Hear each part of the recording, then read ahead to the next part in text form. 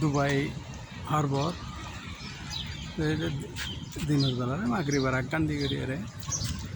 আধা ঘন্টা পরে লাইটিং হবো জাস্ট সূর্য ডুবানোর পর সূর্য ডুবতে তো আর 2-3 মিনিট বাকি আর কি এরপর ভিউ ভিন্ন হবো এখন এরকম আর কি অ্যাকচুয়ালি সাগরের ভিতরে চারিখানে দিয়ে কিন্তু সাগরের বাঁধিয়ে জিবে